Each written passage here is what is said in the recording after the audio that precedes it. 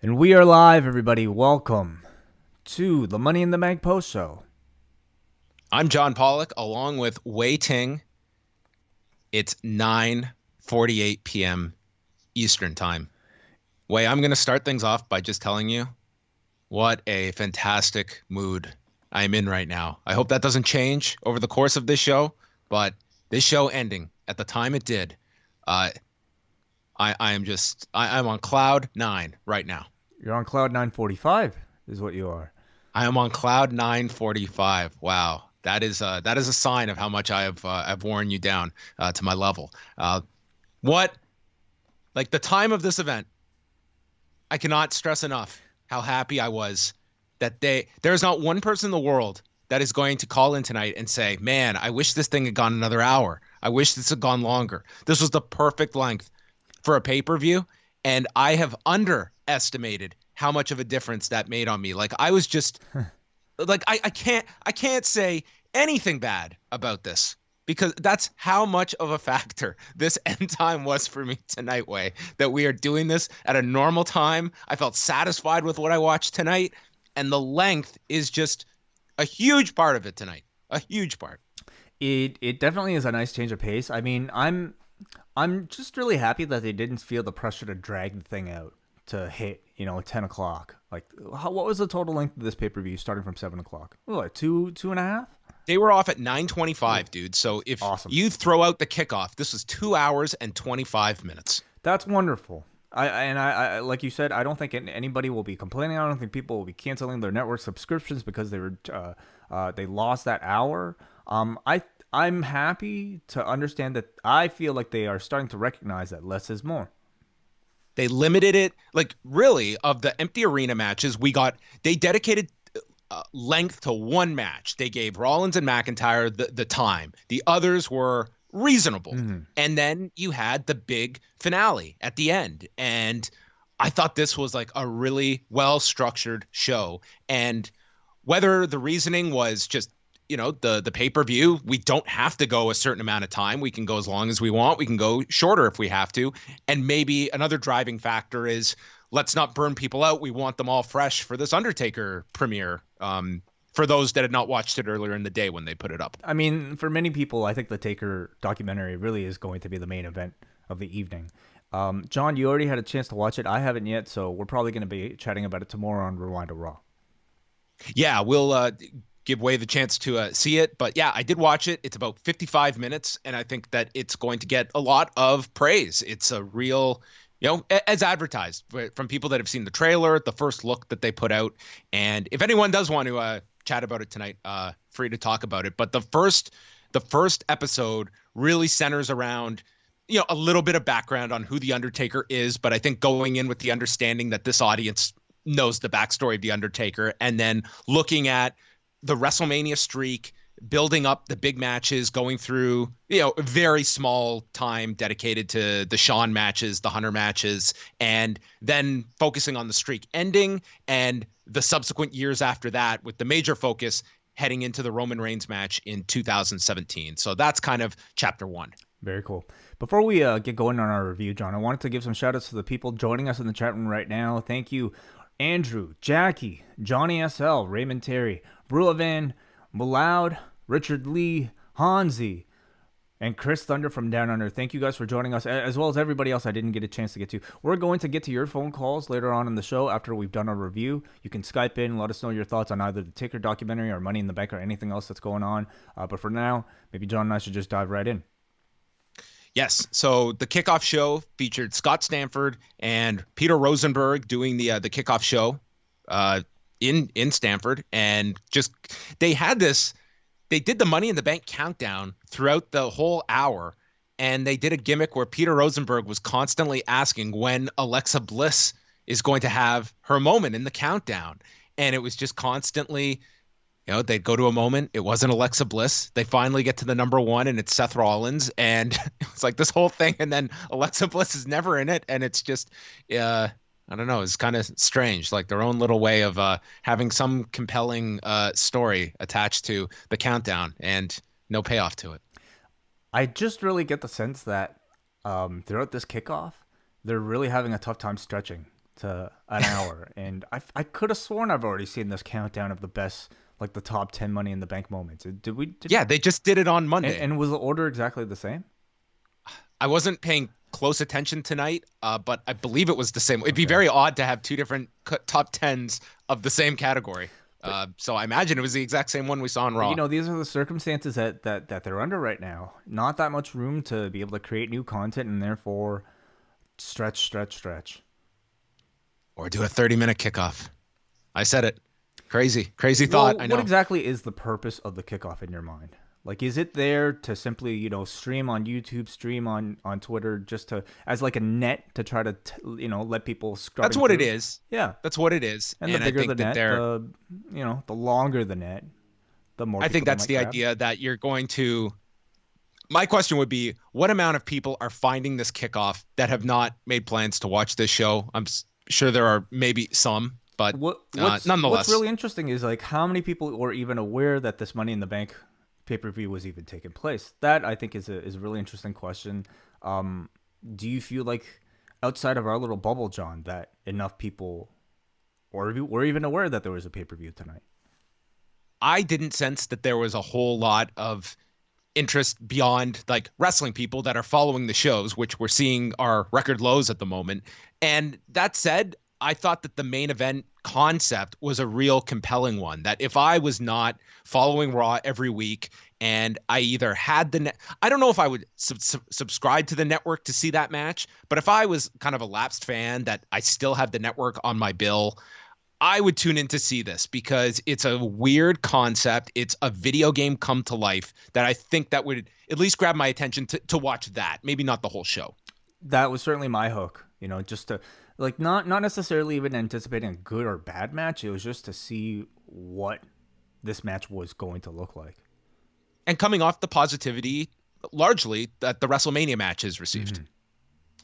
Mm-hmm. So some other things from the kickoff, we had Renee Young, Booker T, and JBL just going through both Money in the Bank matches, featuring JBL working in a reference to Animal Hamaguchi when he was over in Japan and Funaki when he was a young boy.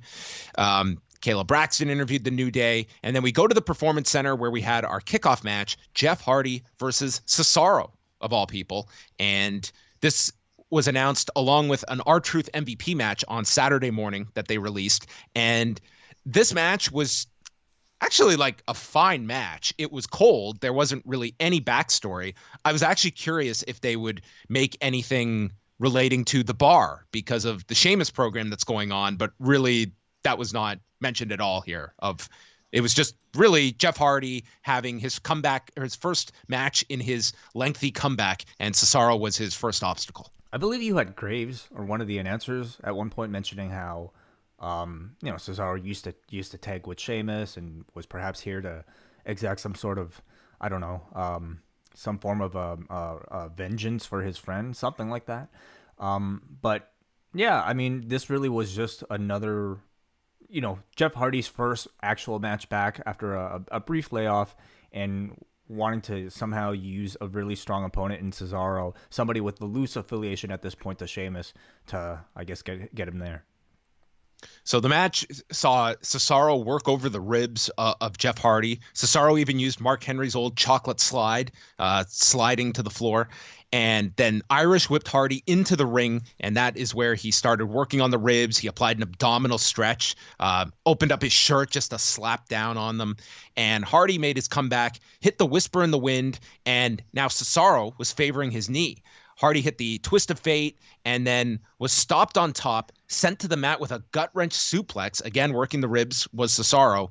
And Hardy came back, hit a clothesline off of the barricade on the floor, rolled in Cesaro, and hit the Swanton for the win. They went 13 minutes, 32 seconds, and this was our lone match on the kickoff that I thought was fine for a kickoff. I thought it was a perfectly fine match, too. I guess, on the one hand, I completely understand why you'd want a match to go even 10, 13 minutes. For me, because of the lack of any sort of storyline attached to this particular one, a match with zero build, I really didn't get a sense that this was there to be much more than something to fill your screen with live action in order to potentially catch somebody's attention to watch this pay-per-view afterwards. For me, it was a match that because of the empty arena setting, I really didn't have the patience for. Because of the lack of story, I didn't really have the patience for. So it was difficult for me to get into due to the length. For a cold match, I thought that having Cesaro there worked for me. So I enjoyed it for what it was. I thought this was one of the better matches that we got on this show prior to of matches in the empty arena.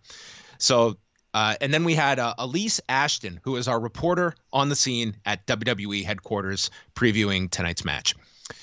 The main show began with the Fatal Four-Way. And this poor woman, like it was the first I've seen of her, but every on camera she had at Titan Towers, she had to work the catchphrase in. Oh my God. The risk is worth the reward. She seemed like very good though in her delivery. This really is your audition. You know, how many times can you say a WWE catchphrase and make it sound natural? Yeah, we need to get something that's like extremely wordy now for Backlash. Like they can start working on one now. Yeah. So we had the New Day defending against the Forgotten Sons, John Morrison and The Miz, and Gran Metalik and Lince Dorado. Graves remarked that I thought that Juventud Guerrera had joined the Lucha House Party based on what Gran Metalik was with his hair flowing and his red and white outfit. I like the change of the mask, showing the hair off. I would maybe Juventud could come in and join them on commentary. I don't know if they'd want that. John Morrison and the Lucha House Party were the highlights of this match for me. I thought just tremendous stuff between these three. The Forgotten Sons were double teaming Metalik, and then we had Dorado hit this springboard somersault into a rolling cover on Morrison for a 2 count. The Forgotten Sons hit their jumping stomp finisher onto Big E, but Miz was the legal man. Morrison hit Starship Pain, but Lucha House Party broke that up. Metalik hit this top rope Hurricane Rana to Morrison, and then the Lucha House Party is double teaming Big E, and Dorado just hits a top rope splash. Metalik with the diving elbow drop. At this point, Jackson Riker is getting involved, and he gets ejected. And one thing we missed was when everyone was on the floor and Morrison and Metalik were on the top, and they went to the floor with a one-man Spanish fly, but the way it was executed, it was more so like Morrison was directing it and going forward instead of the usual like backflip from the person whose back is to the targets. So that was a little difference in how they executed it, but still looked really cool. I do wonder if that like might have been due to the camera angle, you know, that focused Morrison in more of a dominant position. But it could have been, yeah, like it was supposed to just be traditional, but it really looked like Morrison was driving the move. And he's been doing like kind of reverse versions of like a bunch of different moves, so it did lead you to think that he was creating something fresh. Yeah, and then the New Day was left with the Lucha House Party, and it saw Kofi hit Dorado with Trouble in Paradise and Big E pinning Metalik after the big ending. 12 minutes, 1 second. They retained the tag titles. But again, I thought Morrison and the Lucha House Party, they really stood out in a big way. I agree. I think those three in particular have been a fantastic injection to the SmackDown tag team division. The mix of talent, I would say right now in the Smack Team tag team division is really good. And the matches like these allow us to see some pretty interesting combinations. I think the Lucha House Party have been really excellent in these, several outings. They've been giving them a lot of screen time, and they've really taken advantage of that TV time to really impress, in my opinion. This was a good match. In fact, I actually might say this was my match of the night. It retained my attention throughout. It was very good, very snappy blind tags to keep up with the very fast, very unpredictable pace. What's missing for me though is story. There are no teams involved here that I really find myself wanting to cheer for. Certainly at this point, not the New Day. Lucha House Party are really great, but we don't know a thing about them in terms of character or personality. Miz and Morrison, to me, are the only fresh personalities in the whole division right now, but they aren't involved in any sort of heated rivalry. And, so I hope that we could see the division take that step forward. Yeah, the forgotten characters are, there's a big gap there from their call-up to this angle where we don't know a thing about these guys. Not yet. Well, they're former Marines. Yeah, which Marines will take issue with, that you're never a former Marine. Oh, you're just a Marine. And Michael Cole definitely called him a former Marine here, referring to Steve Cutler. Speaking of former Marines. Who? Lacey Evans. Michael Cole? Oh, Lacey Evans. Okay, right. We were going to her promo next. She has memorized the layout of WWE Headquarters to capture this briefcase, and there's going to be a woman's right that's ready for Bayley anytime she wants after she wins this match. And all I can think about recapping this now, I mean, what a lot of work that went into this for Lacey Evans, who I would say of almost anyone, of men or women, kind of had like the least impact, I would say, in this match. Like, not one that she had the one, she had like the big woman's right that she hit, but it was not involved there near the end, and kind of an afterthought from all of this, and maybe by design to keep her away from the ending there. Could be. I will say, I think her studying paid off in that she knew that the briefcase was on the roof and not in the Money in the Bank boardroom like Dana Brooke. So I think how did Dana think? We'll get to that. I mean, it's only been the ad that we've heard a million times on every show with the commercial that literally has the overhead shot of where the briefcase is. I mean, evidently the character is one that doesn't pay attention to the TV. She's one of the reasons they're at record lows. She's no longer watching the weekly television. Charlie Caruso interviewed Drew McIntyre, and he wished all of the mothers a happy Mother's Day, which you and I failed to do right off the top. Right. So. Happy Mother's Day to all the mothers out there. My mom, John's wife. Happy Mother's Day to everybody who's a mother who's listening. Yes. And even if 90% of you listening, that more applies to your significant other or to your mother. We know, I'm sure there are some mothers that are listening to us right now. So happy Mother's Day. He says Seth Rollins' biggest problem is he cannot stop running his mouth. Totally legit criticism. Oh, yeah. Oh, it's very much based in reality. He says he will welcome Seth to Claymore country and break his jaw. I thought, charismatic, natural delivery from Drew. I mean, on a show where I feel like one of the big problems is everybody trying to go through scripted promos and having a really tough time making them sound natural. Drew has been good. So we flip over to the Raw team, and it's Tom Phillips, Byron Saxton, and Samoa Joe, who looks to be a semi-permanent fixture on Raw. No Jerry Lawler tonight. And they promoted next month's pay-per-view, Backlash, on June the 14th, 5 weeks from now. Hey, watching this show, how much of a sense did you get that what was shot live versus what was taped? I mean, all I can say for sure was the main event being taped. I don't know. Like, there's certainly the possibility that maybe some of the matches could have been taped at a prior taping. But because watching it, I did notice that anytime Seth Rollins was on screen, be it the backstage promo or his match with Drew, they did flash the live bug in the corner, and I didn't particularly pay attention to see if it was up there for anything else. Do you think they're being that they're going to that length to signal what's live, what's not live, or do you think that's just a coincidence? Why even put it up there then? I don't know. I didn't pay attention to it, but yeah, it's possible. Like, all of this stuff could easily have been shot at different points to save time. R-Truth cut a promo coming out asking the audience to make some noise because let me explain this. They're in an empty arena. So when he referred to the audience, he was being ironic because there is no audience, and therefore they couldn't make any noise. So what a clever way to bring attention to the fact there's nobody there.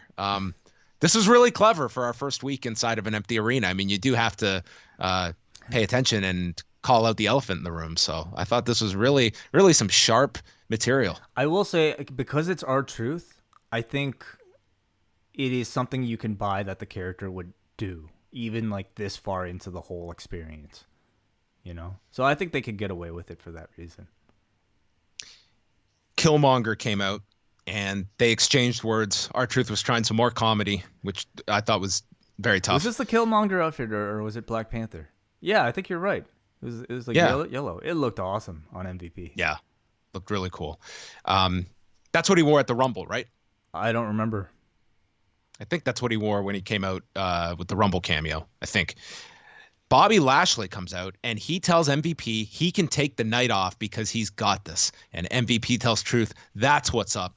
and Truth is trying to talk to Lashley and accidentally slaps him, and we get our match. So this was certainly a puzzling addition to the show, made a lot more sense in execution, that this was more so to establish a relationship with Bobby Lashley and MVP, which I think everyone is all in favor of. That seemed to be the link that we were left with. I wasn't exactly sure whether or not this was just like a matter of convenience, because I mean, could have been anybody Lashley was stepping out here to replace, but you seem to believe that this is an indication of a further relationship. I think so. The fact that they specifically like this match had no reason to be on this show, other than I think to establish a relationship here, and I hope that's where they're going with MVP and Lashley. I certainly hope so as well. No Lana here, of course, so we've yet to see how that one will pan out. That's where Lana's got to end up eventually. Yeah, with MVP. With MVP. Yeah.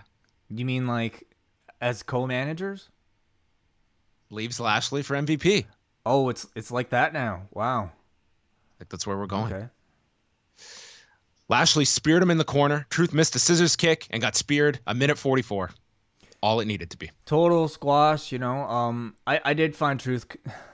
The material was incredibly lame, but like I give him credit for the fact that on a completely cold story, completely cold match, he was able to come out here and like just through his personality, through his charisma, able to at least make something compelling for 3-4 minutes. To me, it was too short to be offensive at all. It added a bit of comedy relief to the show. Yeah, and maybe something more significant coming out of it, because we'll get to it right now with whatever is going next with Seth Rollins, but to me, they're priming Bobby Lashley to be the next title challenger. Like they need a big heel, and if it's not going to be Seth Rollins continuing in that role, Bobby Lashley is probably your next candidate. So giving him a mouthpiece for a program with Drew, that makes a whole lot of sense. Mm-hmm.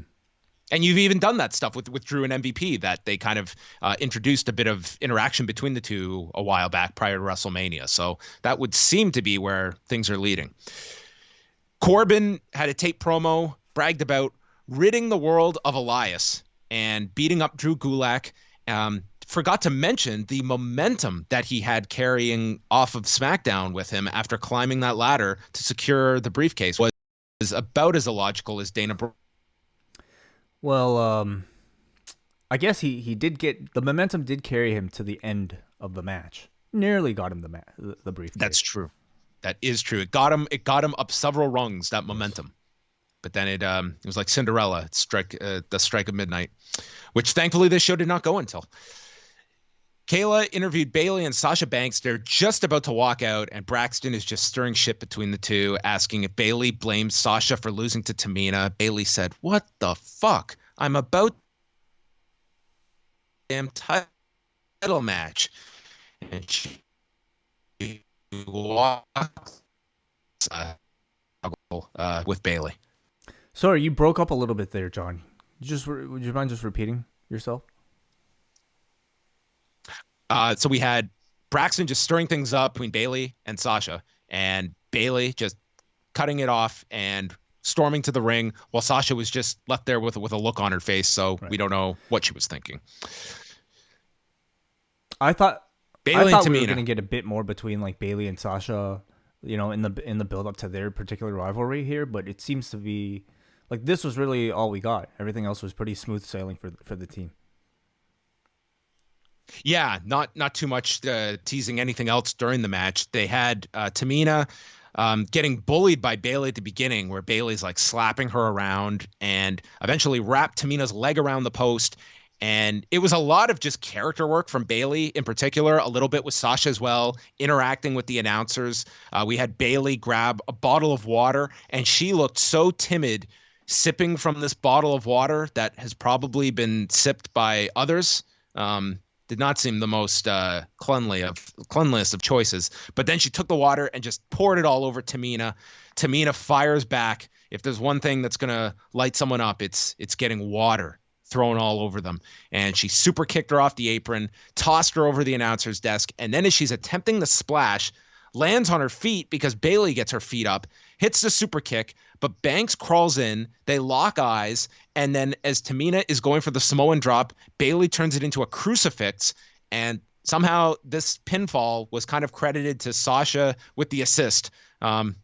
just seemed like a smart counter by Bayley, and she wins this in 10 minutes, 29 seconds, and then they attack Tamina afterwards, taking out her knee and kind of presenting Bayley and Banks on the same page. Yes, at least to leave this particular match with. Bayley kept mentioning that Tamina, about something about Tamina going to therapy.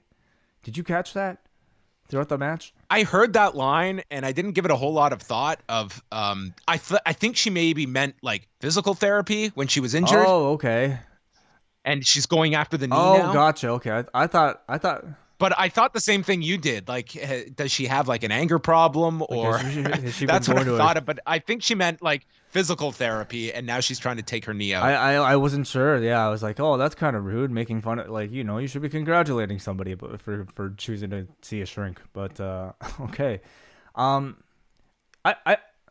didn't think this was a very good match. I thought everything was actually quite decent until the finish to me. I think Bayley has become a pretty good heel. I like how she's able to interact with Cole at the announce desk. She continued to do that here like she did on Friday. They attempted to tell a bit of a story with Tamina's leg, and I thought Tamina's selling was all right. I thought it was actually pretty decent all the way up until the finish, which, was another pretty typically creatively lazy WWE distraction finish that we've seen a million times. And I thought there was a rather awkward execution of the crucifix to close the match as well. Didn't really help matters. No. And it's something that I don't think we've appreciated enough in these empty arena settings. On Saturday's UFC card, there were several fighters that were remarking how, like, they were literally getting advice from the announcers, like with Daniel Cormier talking, like Carlos Esparza spoke about this, and Greg Hardy was like, didn't even dawn on him to check Jorgen De Castro's leg kicks until he heard Cormier. And we kind of forget of how intimate it is that they can hear the commentators. Conversely, like, we're not getting a huge plethora of talent that are like openly calling spots in the ring that we, should be like, you could hear so much watching these UFC fights. And when they're trash talking in the wrestling matches, we can hear them. That I wonder how big of a shift that's been for some that are really cognizant of that fact to avoid calling stuff that would be very, very audible on the broadcast. Like, we haven't seen those examples. I feel like they've certainly been probably coached, at least in the WWE, about not being too loud when you're calling your spots, and secondly, taking advantage of the empty arena setting to do some trash talking. And I think we've seen some instances where it's worked, some instances where it's been too much, like perhaps this little therapy dig that Bayley had for Tamina here. Sometimes it works, sometimes it doesn't, and you see it to varying effectiveness from the talent. I'm imagining these lines, and we put them into like the UFC fights. Like we've got Henry Cejudo, you're gonna go to therapy, Dom? You're gonna go for some therapy? But nonetheless, here I am limitless. That's probably a great reason. The calling the spots, maybe that was like the genesis of the idea to put John Cena in the Firefly Funhouses here at WrestleMania instead of a traditional match. Yeah, could have been. So where do you think we go next? Now you've got the Money in the Bank not on the SmackDown side. You've kind of got Lacey Evans in the background. There's the eventual pulling of the trigger with Sasha Banks, but this is probably, to me, the end of where you go with this Tamina feud. I don't know how much juice is left in this. Yeah, program. I didn't see Tamina as a long-term program at all. I think she was just somebody here to get you to the next month. And so who really is next? I mean, Lacey certainly seems like the best candidate. They're certainly going to, in my opinion, save Sasha Bayley probably for something like SummerSlam. So how many pay-per-views is that until we get there? 1, 2? We got Backlash. I think Extreme Rules is the July one, and then SummerSlam. So you got 2 pay-per-views until SummerSlam. So a Lacey Evans feud you could potentially drag out to 2 months. Beyond that, I mean, man, you got Carmella, Dana, Naomi still kind of lingering, but we have seen didn't we see Bayley, Naomi already? Didn't we even see Bayley, Carmella already before that? Yeah, Naomi's kind of been off for the last while. Yeah, I mean, and they could do another multi women's match, but 2 more, 3 more cycles, I think they could really wait to drag this Sasha Bayley thing out. Maybe Bayley or maybe Dana Brooke goes around with like the fake briefcase And then she finally cashes it in and wins a replica title from somebody and goes around thinking she's champion, and she's just She's like delusional. the R-Truth of the women's division. Exactly. Okay. Yes. From there, we went to Seth Rollins. He said, Drew McIntyre knows who I am and what I'm capable of. I will unburden Drew McIntyre tonight because this isn't his industry or his company to lead into the future. It is my cross to bear. He needs the Monday Night Messiah to be the champion. Same. Did I nail the tone? I thought you put a bit too much personality into it. I think you had to tone it down. Sorry. You did it too well. Same promo, same story, same simple, like mission statement we've heard from Seth this entire time. I'm really ready to move on. I think the world is really ready to move on from this storyline and this character. And I do wonder if after tonight's match we might see any sort of change. I think they're ready as well. Then maybe the greatest transition in the history of Corey Graves' career. He said, I know all of you have been watching ESPN and this documentary about Michael Jordan. Well, we've got our own Michael Jordan. Tonight, Undertaker, The Last Ride. I mean, it's pretty clear, isn't it? Like what they're trying to capitalize on. They've been putting a lot of promotional push behind this Taker thing. I think the similarities in name can't be just a coincidence. Yeah, but it's not one either. Like on the surface, you would look at it. It's like, oh man, they're just like taking it. But I mean, it's a logical name to have for this kind of documentary. Like if you were to tell me 3 years ago this was the working title, I'd completely believe that. Yes. It just so happens that the timing of all this is like one on top of the other. But and both that are, relatively similar amounts of time that they've been in development for. Yeah. Hey, just a note here. Mega Solid G3K is suggesting that the therapy stuff is in reference to Tamina's Twitter promos, which they did air on the Kickoff. Did you happen to catch one of these? I didn't really catch any sort of. I guess the therapy stuff is because she was it because she has some anger issues? Maybe something like that. So maybe that's what she meant with therapy. I completely miss these if they aired on the Kickoff show. Braun Strowman and Bray Wyatt for the Universal title. Bray's out in the Funhouse character, and he's just making a bunch of jokes at the beginning. Strowman dominates from the beginning until he charges at Bray, who gets out of the way, and Bray allows Braun to crash into the announcer's desk. Huskus then appears from behind the barricade, cheering on Bray as he hits Strowman with a DDT. He follows that with a tornado DDT and a Sister Abigail. Braun kicks out at 2. And then he goes for another one. Braun stops him with a choke slam. And as Strowman lays him out with a shoulder tackle on the floor, Bray's in the ring, and Strowman emerges from under the ring wearing the black sheep's mask. Bray starts laughing because this means Braun has converted back to the Wyatt family. He has come home. He's laughing. They hug. The puppets appear congratulating Bray for bringing Braun back home. But then he takes off the mask. And to convey what this means, he stomps on the mask and he hits a power slam and pins Bray in 10 minutes and 44 seconds. As Braun is leaving, we see shots of Bray with cut-ins of The Fiend appearing. So I think everyone probably could see where this was heading. He beats Bray in a very, very clean, decisive way, but ultimately means nothing because we're just going to shift to the real character of The Fiend that I guess this is going. Yeah, really just, I would say, a prelude to, I think, the Fiend versus Strowman match. But, this is what we kind of all expected. I guess the question is, though, how... I was personally curious to see how they would get there and whether or not it would be a straightforward match. And it really was not a straightforward match. We had the puppets appear ringside. We had a great deal of, talk about like dialogue in between the ring. Like this match, they tried to do quite a bit of it here. It was lines like I'm not the same boy I used to be, Bray. Bray, it's you, it's you. Do you understand what this means? You know, like, so, I mean, they were really just carrying on with this kind of comic book type of storytelling, which at this point we've come to expect from Bray Wyatt. I guess I thought it was maybe a bit too much here. It was certainly too melodramatic to me without the benefit of, I think, you know, the pre-produced edited piece to make all that supernatural stuff a bit more palatable. It just came across like, you know, pretty kind of like a corny stage play. Yeah. I didn't like.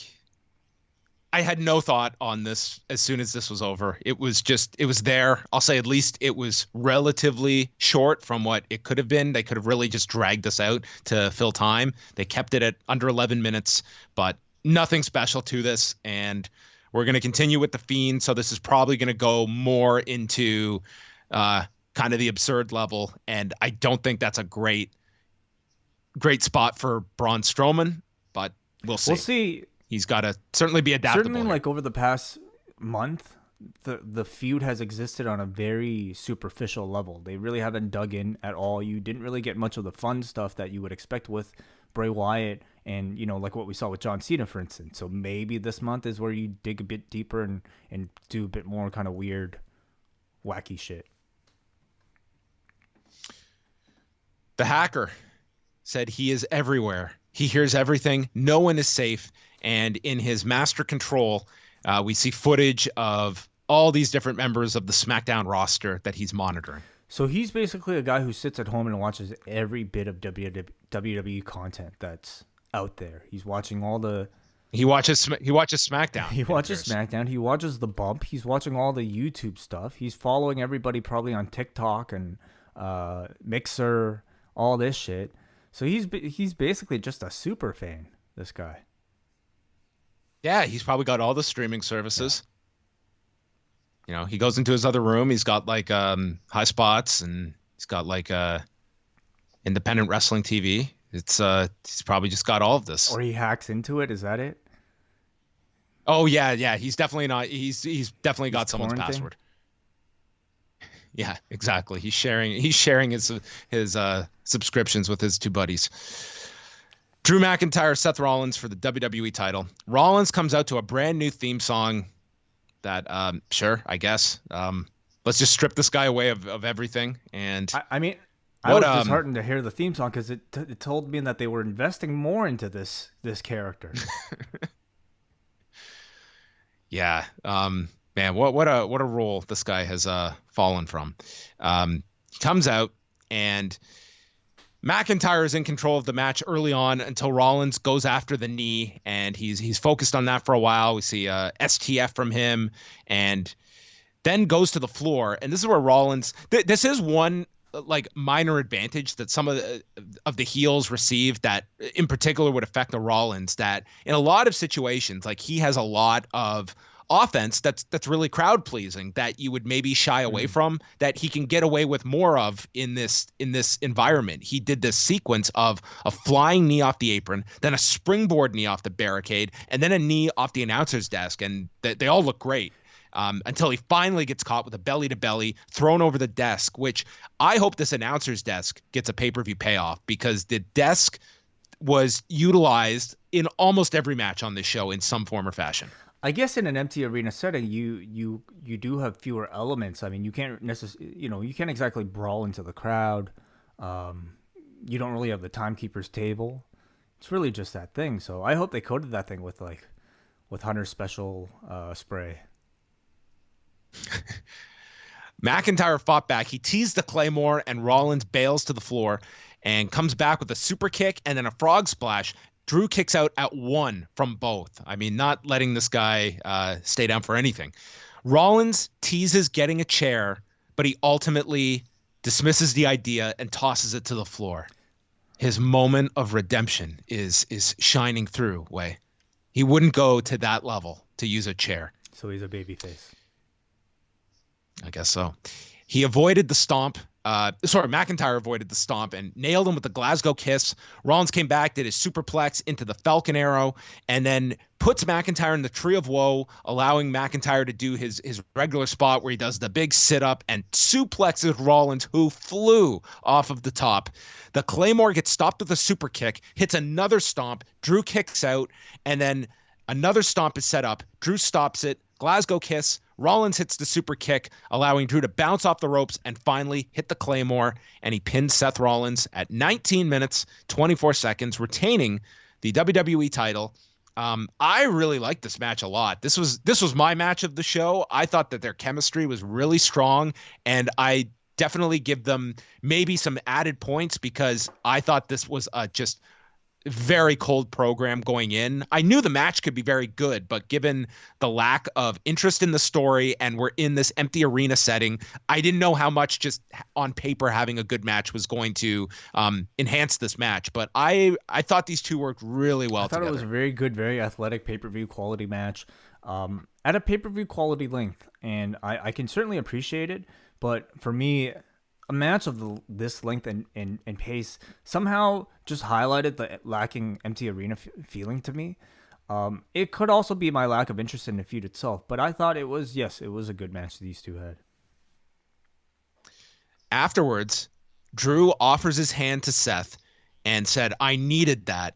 And he asks Seth to be a leader, and Seth accepts the handshake, and that's how we leave things. Kind of this tease of Seth, either this is a swerve or going back into a babyface role, which again, it's a really bad role that Seth is in, but they desperately need heels that I don't know.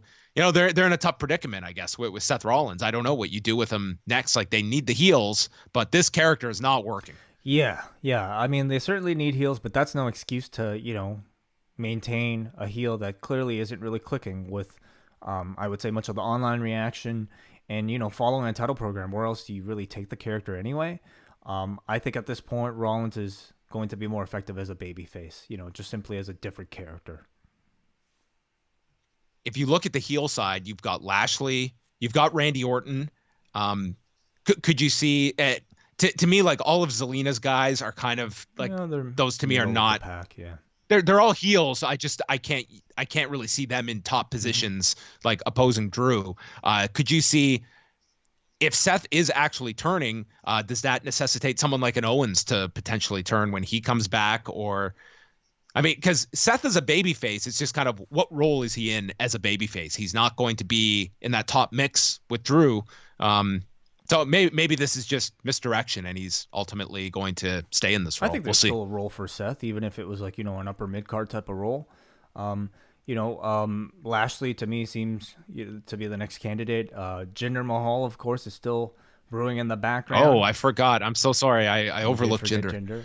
As you mentioned, Orton could be elevated up into that spot. Somebody like a Samoa Joe even. If he makes the step off of the announce desk, can step right into any babyface or heel role if they wanted him to. And you've got AJ as well. So, I mean, that AJ is a big one we overlooked. So, I mean, on the heel side, yeah, there's all those options. Charlie interviewed R-Truth. He thought he won his match tonight, but said MVP has lost a lot of weight.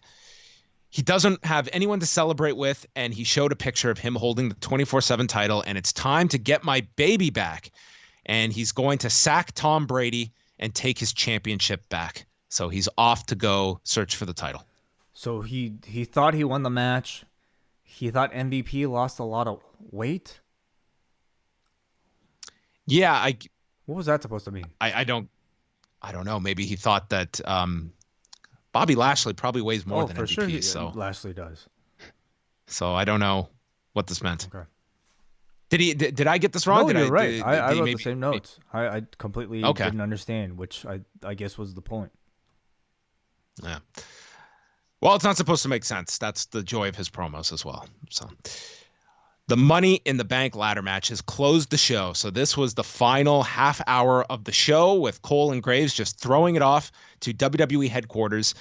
Before we get into the different scenes, we got this did feature music that I think helped. Yes, we had a soundtrack. Mm-hmm. And in terms of like having both matches at the same time, I think it was the right call to do. I don't know how you could have done these two separate, and I think they gave themselves more options by being able to go in between. Sometimes the matches intersected, and you kind of just had the two matches going on at one. Like, given the fact this was edited, like it would be hard to make this come off poorly. But I guess we've also seen examples of tape matches that editing did not save. But this was one where I think that the concept worked. Agreed. Seeing it in execution, I think, to have two of these things working their way from one to the other wouldn't have necessarily been better. All right. I have no idea how we're going to recap this, but let's give it our best. Aleister Black, AJ Styles, Rey Mysterio, Otis, King Corbin, and Daniel Bryan on the men's side. Carmella, Dana Brooke, Lacey Evans, Asuka, Nia Jax, Shayna Baszler representing the women's side. So the men all gathered in the gym and the women were in the lobby, save for Asuka, who was on the next level and delivered a high cross to start this. Yeah, big dive from the second floor to the entrance. The men started brawling in the gym. That included Baron Corbin taking a plate and throwing it towards Bryan, and it shattered the mirror, meaning that it's going to be 7 more years of this character for King Corbin. God. Oh no. The guys went into the washroom, which allowed Brother Love to get a cameo here as he went and did wash his hands. So that's good to know. The cameos here were basically all the producers. All the producers, and we also the janitor that was mopping the floor was Bruce Pritchard's son. All right. Yes. So the two matches intersect for the first time on one of the higher floors. This is after Asuka had gotten into an elevator and closed the doors, so the other women had to take the stairs. We had a guy that was dressed up as Doink just randomly show up behind a couch, for no other reason other than the a visual. moment we saw like an intern dressed as Doink the Clown was when I realized that they probably had a very low stock of people to use to call upon for these cameo appearances. I would imagine it was like a very small number that they had it was working people on who were this. already there.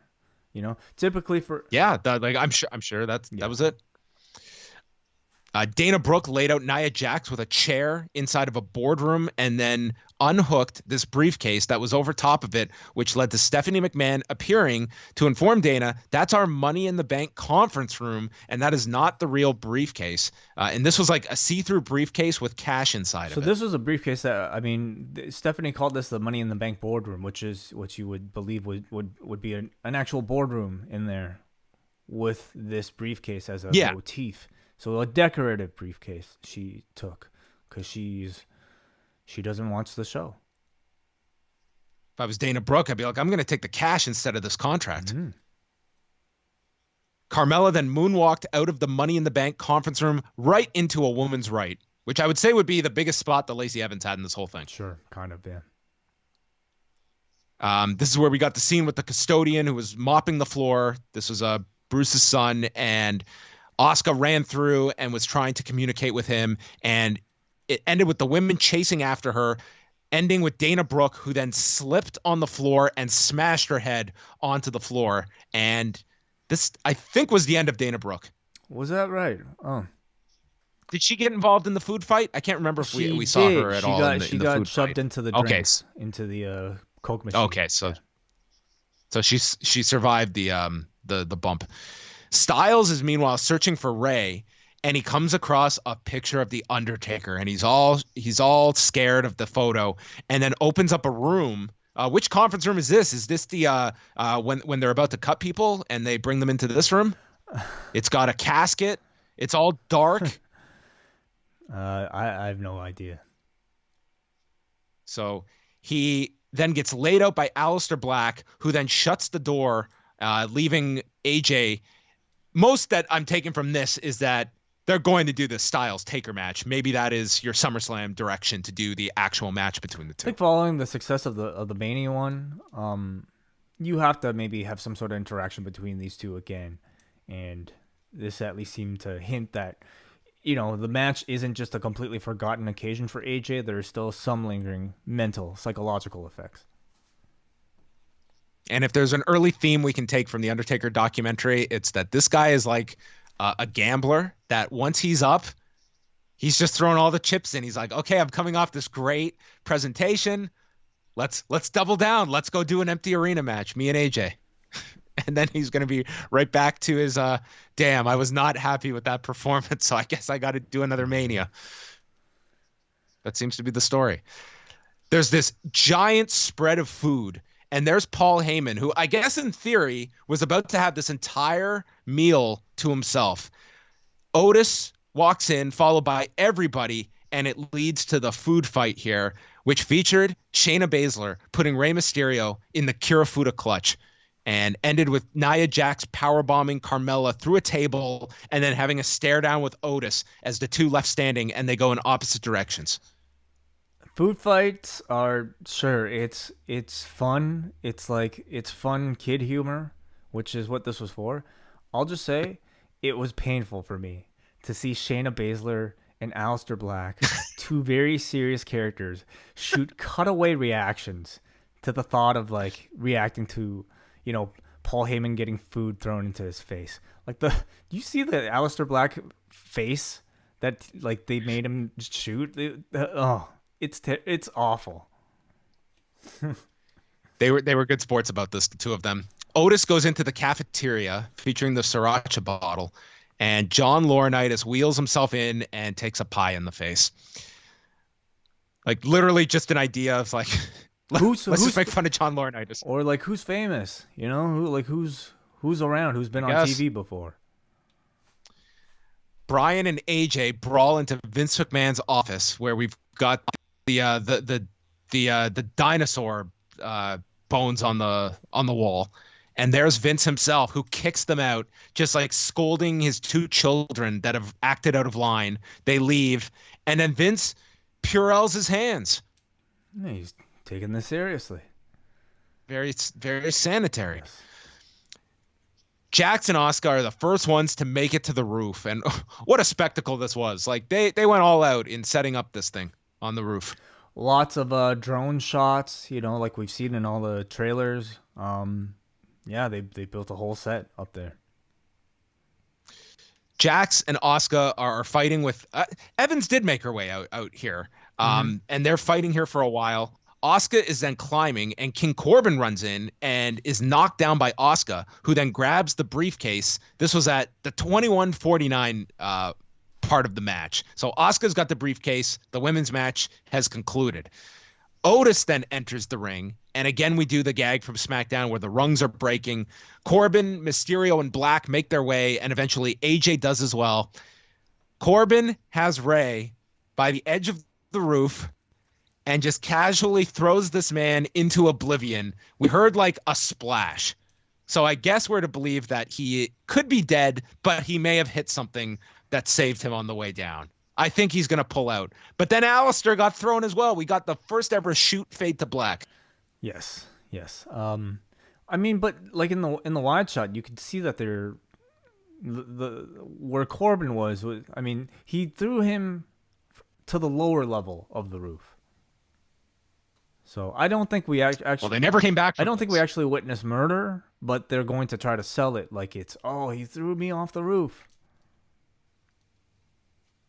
Well, all I can say is that this better be in the next 2K game. Throwing somebody off the roof? This entire match concept. Oh, yeah, sure. Corbin and Styles are up the ladder fighting for the briefcase when Elias appears, nailing Corbin with the guitar. Styles grabs the briefcase, but it falls, and Otis is on the floor, and he catches it. He yells, "Yo, Mandy, I did it." And after 27 minutes, Otis is the winner, along with Asuka. 27 minutes, okay. Yeah. It's a bit of a surprising length, considering you had two matches that typically probably would have taken half an hour each. So to condense both of them into 27 minutes, suggests that, they just decided to not prolong it and just, let this thing go as much as it needed to go. And I'll say for me, this match never dragged. It was consistently entertaining, I would say, throughout. Your level of entertainment, I think, will depend on how open you are to, like, essentially watching a kid's TV show, which is, I think, the level of humor that we're dealing with here. And to me, that's not even necessarily a knock. It's like there are you can respect somebody for, like, how good they can do children's TV. And I'm not a child, so I can't really comment on, how effective something like the food fight was for me. It wasn't meant for me, but throughout, I can certainly tell, like, there were many handicaps. Like, if this was done otherwise, like in a different climate, they probably would have flown different people in to fit into all the different rooms for maybe, more rewarding cameos rather than just the people that happen to be there producing the show. Considering the circumstances, I thought it was decently entertaining. I wouldn't put it up there personally with, like, the Boneyard or Firefly Funhouse match, but it was certainly better than Edge versus Orton, and I thought it was even better than Gargano Ciampa. I thought this was a lot of fun. I didn't think it dragged at all. I thought that it was really well put together, well edited. And I think that it's also a concept, like, even when things get back to normal, I could certainly see them doing this again. It's going to be interesting to see what their mentality is towards stuff like this under normal circumstances, and if they feel, was this done out of necessity, or is there enough of a value among our audience that will accept these things, which they are at the moment. So I thought this turned out really well. I'm not judging this like a regular wrestling match, but for a fun 27-minute like obstacle course, like I got into this. I had fun watching it, and you did have some stakes attached to it with the briefcases as well, and in theory some stories coming out of it as well. So I thought this was, I thought you had to end the show with this. That was the right placement to end this all together. And I thought it turned out well, and it left this show to me on a positive note. Like, I would probably lean like thumbs in the middle on this show overall. It's like, this was not some blowaway show, but I left the show on a real high by the end of it, that it was like, I enjoyed that Rollins Drew match, and I thought this was a real fun way to end it. And I think that's if you end things on a high note, I think people will be much more receptive to the show as a whole in terms of their overall assessment. So if you're hearing this, I don't know if this is coming through, but, like, John's audio it's been breaking up a little bit. We are hearing you, but it's just like the quality is a little bit shoddy. So apologies everybody for that. Hopefully we don't have any more issues in the meantime. But we are going to open up the phone lines right now. I apologize. I got the feedback thread up there late. So while we take some phone calls, maybe we'll let the feedback come in at that point as well. So Skype in by searching for Post Wrestling, and we can open up the phone lines. Yeah, that's right. Yep. Out of 10, John, what would you give this show? I go a good 7 on this show. Yeah. I go 7.5. Oh wow. Not as enthralled with the show, I guess. I thought it was. I really wait. Yeah. I thought it was fine. I thought it was perfectly serviceable, but it's hard for me to necessarily look at this as a good show. I thought it was a good show under the circumstances, perhaps, but I thought the matches were okay, just kind of there, and I thought the concept of the Money in the Bank ladder match was a good stopgap, considering that they couldn't do a proper one. It was fine. It was fine to me. I put a lot of this on the final match, the Drew Rollins match, but most of all, ending this show at 9:25. That is my biggest positive of this show. So a lot of it was that last hour. So absolutely. Do we have any calls right? Actually, not just yet. So do call in, everybody. Search us at Post Wrestling, and while we wait for some feedback, John. Oh, here we go. We got our first caller on the line right now. As we wait right here, I believe we are looking to connect to Richard. Richard, are you on the line? Hey guys, how's it going? Doing very well, Richard. What'd you think of Money in the Bank?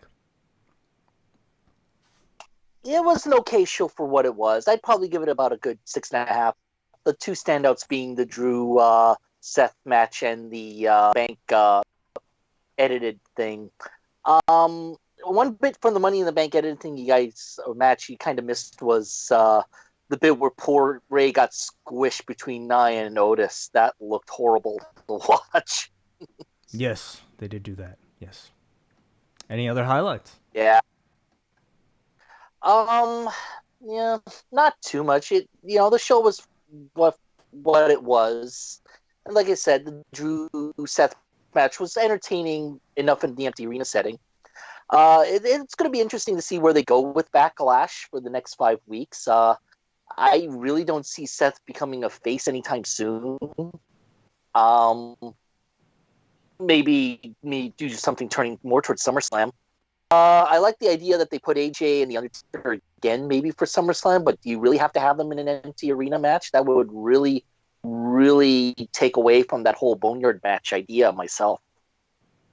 Yeah, I'm hoping they don't do that personally. I think that would, at least not just yet, I hope if they do have something planned, it's a bit further down the line. If it's a regular match, I think people would be a little bit disappointed. I totally agree with that. Oh, by the way, John and Wai, I got your T-shirt from the post site, the I Wasn't There shirt that came the other day. So props to that. Thanks, guys. Thank you so much, Richard. Thank you. Appreciate the call. No problem. Take care. Night. Let's go to some feedback here from the forum. We go to Robbie in New Zealand, who says, okay, blah, blah, blah, blah. He wrote a lot here, but he says, I missed most of the opening match, and I'm disappointed that the Lucha House Party, especially Grand Metalik, aren't getting the recognition they deserve. But I do stand by that the New Day is the best male tag team in WWE. MVP is a good mouthpiece for Lashley, though I am painfully aware of why they may be paired. Tamina versus Bayley was good, but I feel bad Tamina has no sympathy. She's likable, but you'd never know that in WWE. I like the story between Bray Wyatt and Strowman and Reigns. Bray Wyatt and Strowman, I think he means. But wearing the black sheep mask would be good. Would be a good, smart way to beat The Fiend. This makes me think Bray will win the title back. Did I miss 2 matches? Well, probably nothing. Okay. He says Asuka is the best and should be treated as so. She deserves to win, and I hope she finally wins the Raw title. It's actually hilarious seeing the WWE slow crawl to the elevator. I guess the first elevators don't go straight to the roof, which is an architectural design flaw. He says, I'm happy Otis won, but that was a weak finish for the men's match. I give the Money in the Bank a 6 out of 10.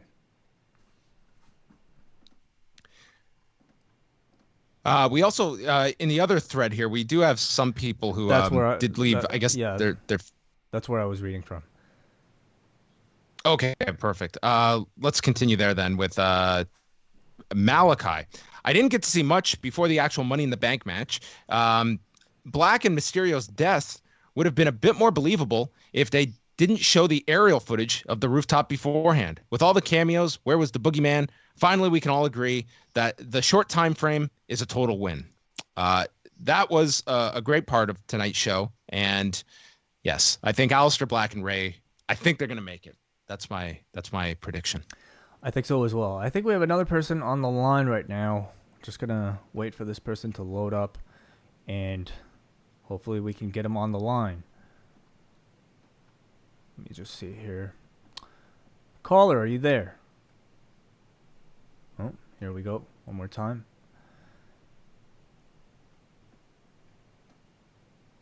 Caller, can you hear us? Okay, I'm just going to go to Nick from Lansing right now. I thought it was an overall fun show with good matches, even if there weren't a ton of surprises. I think Otis winning Money in the Bank will be the most talked about controversial part of the night, but I fully support it. He deserves all the best things, and I think he's the guy to get us through these dark times. Also, Asuka starting the match by leaping onto everybody was fantastic. R.I.P. Ray, see you in 3 weeks. Next up, we have Cam. My biggest question of the night, when Corbin was on the ladder with Asuka, why did they start fighting? He could have just grabbed his briefcase and celebrated too. Loved the hilarity of the ladder match, but that murdered me and rivaled some of the obvious retakes and Stephanie's rehearsed scene. 7 out of 10 match, 4 out of 10 show. All right. So there you go. He gives it a 5.5 based on his average of the match versus the show. We got a JDS from RLS, or JD from RLS, who says, I honestly think I'm going to miss these cinematic matches when they're gone. The Money in the Bank match was hilarious in a good way, and it felt like all involved were enjoying their work. Maybe this is true sports entertainment. The rest was honestly pretty good. The upside of these shows is character work comes across a lot more, and I think McIntyre, Rollins, and Bayley, Tamina both impressed. JD, I honestly think... I just did that one. Oh, is that the one you read? Sorry. Yeah. Kenny here. I canceled the network last week, but decided to check out Money in the Bank before my subscription ran out, and I'm so glad that I did. If the point of wrestling is to put on an entertaining show, they did it. Even before the Money in the Bank match, I thought the show way overachieved. Can't complain too much about any of the winners, and the 3-hour length was perfect. I liked the 4-way and thought both of the title matches delivered in different ways. Do I wish Paul Heyman, Johnny Ace, and the other senior citizens on the show had stayed home in quarantine? I don't think either of those are... I don't think either man is... Paul Heyman is not a senior citizen, nor is Johnny Ace, but I think his point is they are older. They weren't flown in specifically to be a part of the match. I mean, these guys are there to produce the show anyway. They were there for the Boneyard match and the Firefly or whatever, like some of those. They're there pretty much every single week for Raw and SmackDown either way. So there's that. And is that it for now? I believe so. Okay. So yeah, apologies everybody. We didn't get the feedback thread up in time, so couldn't really get to too much feedback, but glad you guys found the other thread. And don't know what's going on with the phone lines. We might be having some issues. I know one caller's been trying to call in, but for some reason it's not allowing me to patch you in. So this kind of might be it, John, for the show.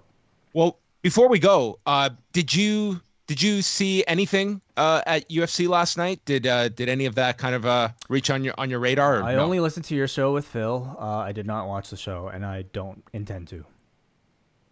Well, there we go. It was an interesting show to watch, just in terms of like the aesthetics and how the show was run in comparison to the wrestling shows that we have seen. But that show is up if you want to go check out our full review of UFC 249 from Saturday night as well. We have a new edition of Total Recall. Yes, we do. Yes, Total Recall is out, talking about 2 very electric editions of Total Bellas over the past 2 weeks, featuring a couple really... I mean, if you thought Daniel Bryan had a big match tonight at Money in the Bank in the Titan Towers, wait till you see the match he has with Brie Bella arguing about their relationship inside of a car with GoPros everywhere. It was insane. So Pauline and I talk about that one. And yeah, before we get out, I'm going to try the phone lines one more time. Hopefully this person can get through, because would really love to hear from this particular gentleman. Chris Thunder from Down Under, are you there? G'day, lads. How are you? Glad you could make it. What's on your mind? Just the empty arena stuff. I haven't been watching a lot of WWE or AEW as of recently, but I decided to tune in and watch the main event tonight. And what did you think? Yeah, overall entertaining, pretty fun just to take your minds off things going on in the world right now. But I find Otis winning a bit puzzling, and considering the other men in that match. I think that's part of the idea, is to, have somebody who nobody expected to win. I don't really hate it, like Otis is certainly somebody that we know, I'm sure they love, I'm sure Vince McMahon loves. Him being a candidate to take towards that next level as a single star is not somebody I would have expected right away, but I also feel like there's potential. It certainly like gets Mandy Rose up into that higher level as well. They're also desperate right now for different story ideas. Like who is to say he ends up with the briefcase, that they could switch it? I mean, you have the Dolph feud, which they could feud over the briefcase. You could do any number of things where different people end up with the briefcases at the end either. So, I mean, they need to prolong a lot of this. It's not like just, okay, this person has the briefcase and it's going to be an idle storyline until we cash it in 3 or 4 months. They probably want to make that like an active part of the shows coming out of this, because they need those ideas. And now you've essentially got 2 other belts introduced in the form of briefcases that you can play with. Yeah, and the second part of me question is, do you think with the empty arenas they'll hold off on cashing one in quickly like they have the past few years, or will they attempt to cash one in quickly to peak ratings? I think it'll really depend on whether they have like a really solid idea. I think you're really handicapped by just saying, well, we'll just wait till crowds come back. I mean, that's, you're pretty much putting it on hold then indefinitely. That could be next year. So I don't know if we're running these shows. Do we hold on stuff till crowds come back, or do we just go with our story ideas, even though they're not going to be met with the same kind of reaction because there's no fans? So I would say they're just going to go ahead as they would based on the story. It's just, you just can't plan that way to wait for crowds to come back because there's just no timeline for it. Yeah, thanks very much for all the work you do, guys. I'll Thank let you, you go. Chris. Thank you. Thank you, Chris. Appreciate it. Hansi, you're on the line. Please unmute. What's up, guys? Hey, Hansi. How are you? What's going on? Glad you could make it through. Yeah, no, for sure, man. By the way, great work for the website this week, man. I enjoy it. I don't watch UFC, but I enjoyed the commentary over like what was like, of what was happening this weekend, because it was kind of interesting to see how they would handle it. But as far as Money in the Bank goes, I enjoyed the show. I thought maybe some of the stuff in the main event was kind of a little too goofy. I understand what they're trying to do, but I just think some of the stuff was kind of like, I don't know if you guys agree with this or not, but do you guys think that Daniel Bryan and AJ Styles were like the right choices to be the guys that kind of cowered to McMahon? Like, I understand different talent kind of being on that level, but I honestly think that Daniel Bryan and AJ Styles work. I think they're a level above that, where they don't need to like kind of have that, oh, sorry, Mr. McMahon, I'm sorry for interrupting you, whatever, and all that. I didn't really like that, but as far as the winner goes, I don't see Otis hanging on to this briefcase. I think maybe because WWE, they're in a pandemic era, whatever, right? So I personally think that in this one, I don't think Otis is ready. And if he is, I'm completely wrong, and I'll take my words back on the show. But I personally think that he'll probably end up losing it to Dolph Ziggler, or maybe Tucker Knight will maybe get jealous that he's not caring for the team anymore. You know what I mean? That's basically my thoughts. But I'm glad that Asuka won. And before I go, do you guys have any update on the Alberto Del Rio situation? Because that news broke up. I saw people bad mouthing him. I'm like, what did Alberto Del Rio do this time? Like, holy crap, this guy fucking did some horrible shit. So I'll leave you guys with that. But again, great work as always. Thanks, Hansi. Yeah, I mean, on the Alberto situation, like nothing beyond what I wrote on the site. He was arrested, and he is charged with allegedly committing sexual assault. It was this occurred recently. The arrest was on Saturday. There was a woman that came forward with apparently with photographs and alleged that he had attacked her and sexually assaulted her. And the woman also provided an affidavit with the details, and it included threatening the woman's son. And he was arrested on Saturday around 11 a.m. and he's facing a sexual assault charge, which is a second-degree felony. And his bond was set at $50,000. So, I mean, he's facing that charge. So that's all that we have, really. This just broke just before the show tonight, so don't really have any information beyond that. Yeah. Whenever you get it, I'm sure we'll hear it from you, John. Hansi also brought up whether or not AJ and Daniel Bryan should have been the ones to have that spot. I mean, I certainly would have preferred those two than Aleister Black. Could it have been Ray? I guess so. Could it have been Otis? Yeah, it could have. Could it have been Baron Corbin? Yeah, but I don't think it makes any difference if it was any of those other guys. I don't know if it's just this match or just I'm just watching it in a totally different light, where I think you have to sort of be in a certain mindset anyway, that this is designed for like laugh spots. Like that's essentially what this match is built. It's the hunt for these briefcases, but mixing in a lot of comedic moments in this. And I don't know. I just don't have the same kind of, resistance to just coming up with some fun spots that you're watching this match in a totally different light than in a typical wrestling scenario. And I think that's what you're going for. Just coming up with some natural comedic moments. And I guess there are probably hits and misses in this match, but to me, I didn't really have all that big of an issue with it. Right. And I think that's it for today, everybody. So thank you all for those who left feedback, those who joined the chat room, and those who were able to make it through the phone lines. So, man, look at it. It's only 11 p.m., John. This is crazy. Oh, man. This is nuts. I don't know what I'm going to do with the rest of my night.